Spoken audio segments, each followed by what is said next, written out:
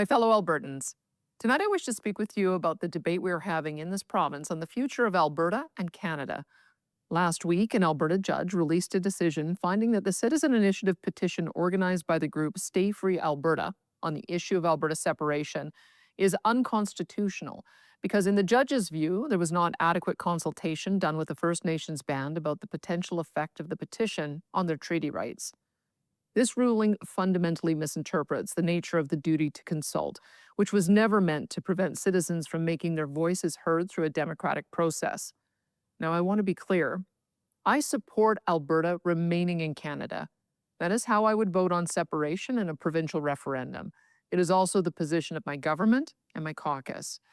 However, despite my personal support for remaining in Canada, I am deeply troubled by an erroneous court decision that interferes with the democratic rights of hundreds of thousands of Albertans.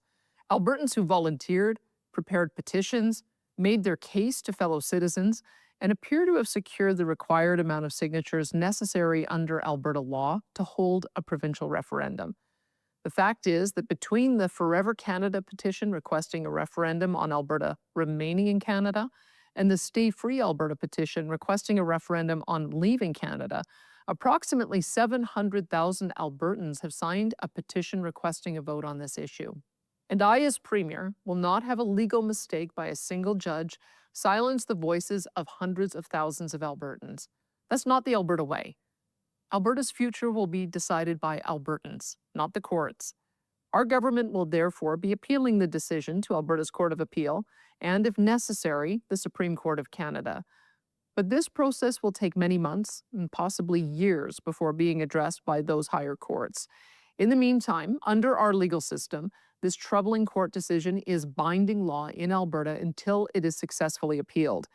This means that it is unlikely the courts will permit Elections Alberta to hold a binding provincial referendum on separation until this incorrect ruling is overturned or clarified.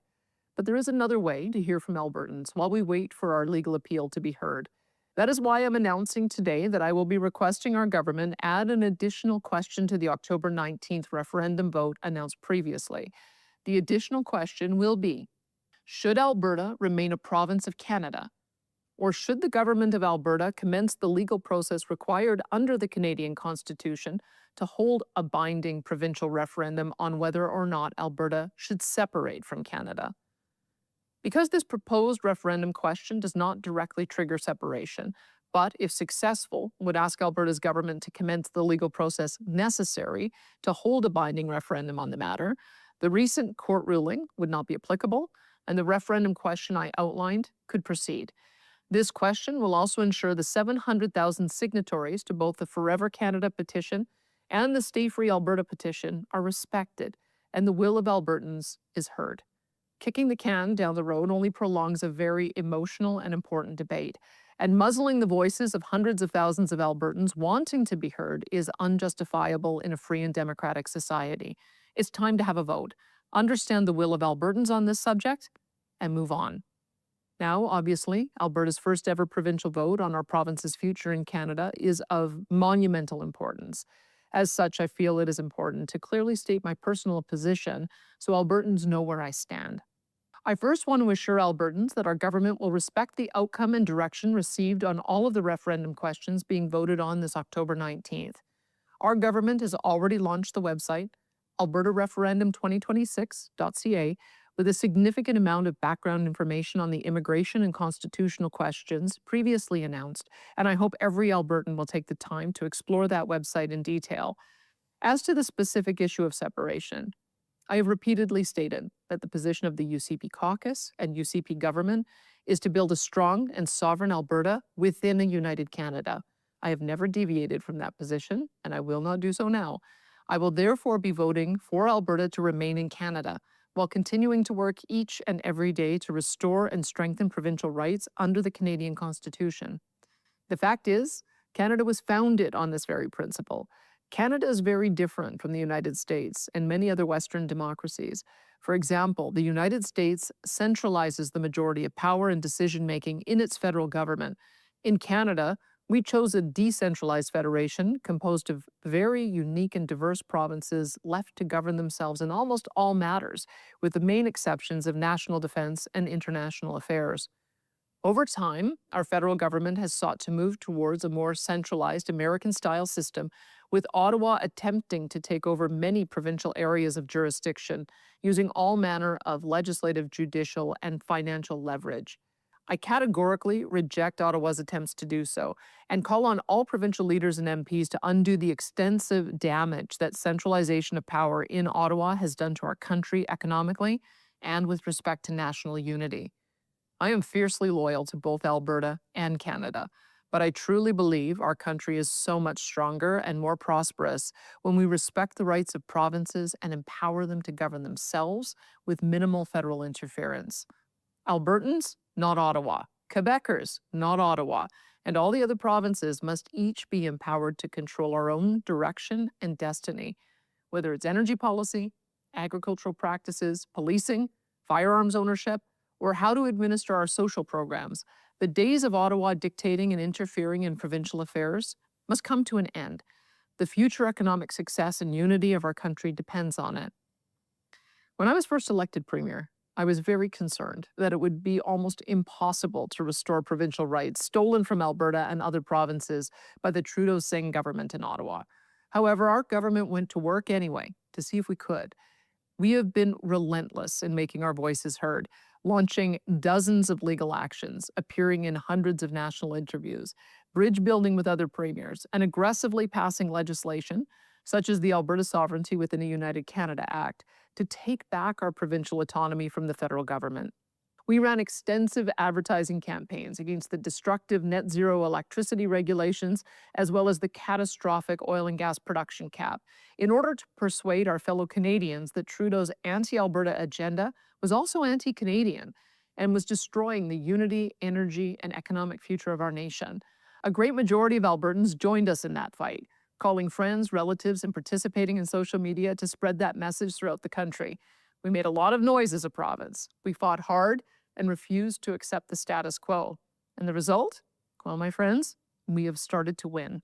Over the course of the last 2 years, the tide of national public opinion on resource development, provincial rights, energy policy, and a host of other issues began to turn. Our Alberta oil sands went from a national target to a national treasure. Pipelines went from impossible to a national imperative. Justin Trudeau's anti-Alberta, anti-energy policies became a national embarrassment, one of several, that ultimately cost him his prime ministership.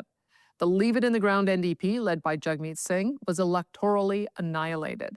And the federal Liberals, led by their new leader, Prime Minister Mark Carney, adopted most of Alberta's positions on energy and resource development. In fact, the current Prime Minister has worked very constructively with our government to craft an Alberta-Ottawa Energy Agreement, or MOU, as it is often called. This has already attracted tens of billions of dollars in investment for new pipelines, natural gas-run data centers, electricity generation, and so much more. Under that energy agreement with Ottawa, the destructive federal electricity regulations are gone. The economically disastrous oil and gas production cap has been scrapped. New pipelines carrying nearly 1 million barrels of Alberta oil to the United States are proceeding with speed toward construction.